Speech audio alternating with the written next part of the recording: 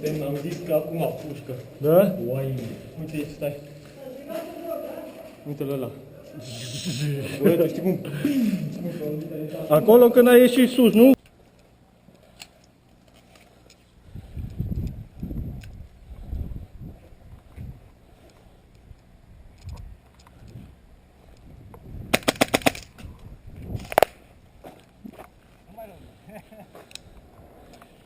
Bine, dacă tot spui.